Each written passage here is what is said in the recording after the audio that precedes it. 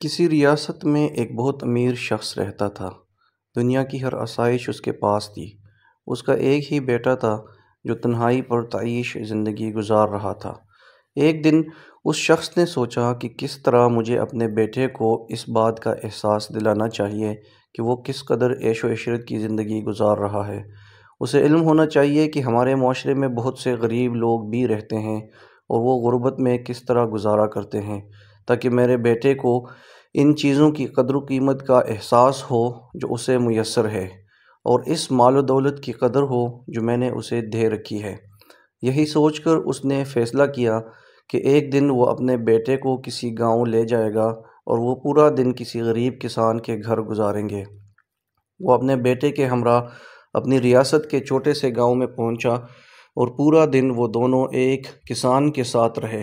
اس شخص نے اپنے بیٹے کو پورا گاؤں دکھایا اور گاؤں کے لوگوں کا رہن سہن، کھانا پینا اور پہننا اوڑھنا بھی دکھایا۔ غرض اس نے بیٹے کو گاؤں کی زندگی سے اچھی طرح روشناس کروا دیا۔ امیر آدمی کے بیٹے کے لیے یہ سب کچھ بہت نیا اور انوکھا تھا۔ وہ انتہائی دلچسپی سے سب کچھ دیکھتا رہا۔ گاؤں سے واپسی پر اس امیر شخص نے اپنے بیٹے سے پوچھا، بیٹا یہ پکنک کیسی لگی؟ بہت اچھی، بیٹے نے جواب دیا۔ تم نے دیکھا کہ غریب لوگ کس طرح زندگی گزارتے ہیں؟ باپ نے پوچھا۔ جی ہاں، بیٹے نے مؤدبانہ لہجے میں جواب دیا۔ اور اس سے تم نے کیا سیکھا؟ باپ نے پوچھا۔ بیٹے نے کچھ دیر سوچ کر جواب دیا، میں نے دیکھا کہ ہمارے پاس گھر میں ایک کتا ہے اور ان کے پاس گاؤں میں 4 کتے ہیں۔ ہمارے پاس ایک سوئمنگ پول ہے جو ہمارے گھر کی حدود میں ہے، جبکہ ان کے پاس دریا ہے، ندیاں ہیں جن کی کوئی حد نہیں ہے۔ ہمارے پاس قیمتی بلب اور ٹیوب لائٹیں ہیں جو ہمارے گھر کے باغیچے کو رات میں روشن رکھتی ہے، جبکہ وہاں گاؤں میں غریب لوگوں کے سروں پر چمکتے دمکتے ستارے ہیں جو اندھیرا ہوتے ہی خود بخود چمکنے لگتے ہیں۔ ہمارے گھر کا لان گھر کی دیوار کے ساتھ ختم ہو جاتا ہے اور ان کا لان وہ زمین ہے جو تا حد نگاہ پھیلی ہوئی ہے۔ بیٹے کا جواب سن کر باپ لاجواب ہو گیا۔